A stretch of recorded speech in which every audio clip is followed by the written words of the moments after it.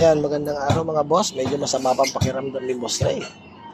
Mga nagtataka kayo kung nasaan ako. Ito ang kwento po nito mga boss. Ang Sabado ng hapon, natutulog po ako. Ako ginising na anak ko. May naghahanap daw sa akin. Sino? Sabi ko. Maitim, matangkad, malaki katawan. Ano pangalan? Hindi ko nga alam eh. Pagbaba ko mga boss. Nako, yung may-ari pala nito. Yan, may-ari nitong bahay na ginagawa namin ngayon. Itong unang araw namin ngayon, dalawa lang kami ni Nano pa dito dahil sa may tinatapos yung dalawang tao natin doon sa kabila. Kaya mahalaga para sa akin mga boss. Natuwa nga ako at nagulat din ako kasi nga pinuntahan niya ako. Ginawaan ko po ng bahay kasi yan dati nung saktong magpa-pandemic, yung bahay niya sa Marulas, kami ang gumawa. 3 palapag po yun. Nung mag-declare ng lockdown, nagpipinising na kami. Tuloy-tuloy pa rin kaming gumagawa. Hindi na kami lumalabas.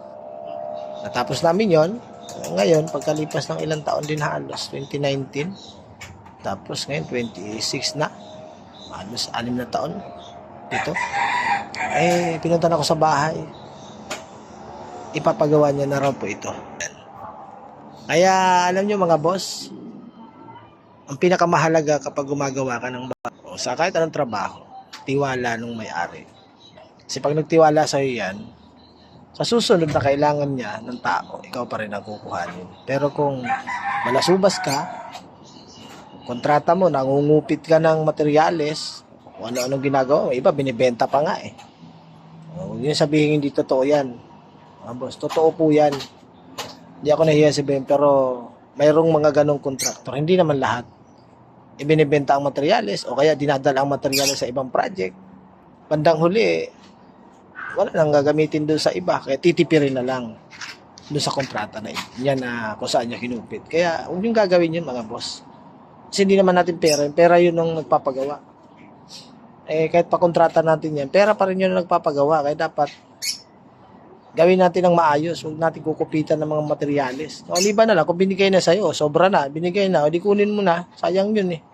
Totoo, kahit nga labor materials sa kontrata natin, kung sobra-sobra order natin, huwag natin basta iuwi. Paalam pa rin natin. O madam, iuwi ko na to. Ba't mo iuwi yan? Sasabihin na may-ari.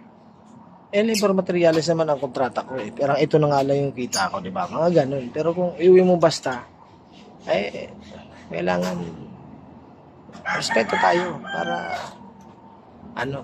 maraming tiwala sa atin. Ano po? Ayusin natin mga boss. Kaya ingat po kayo lagi at sana maraming biyaya dumating sa atin ngayon 2026. Sana po. Ito biyaya na to.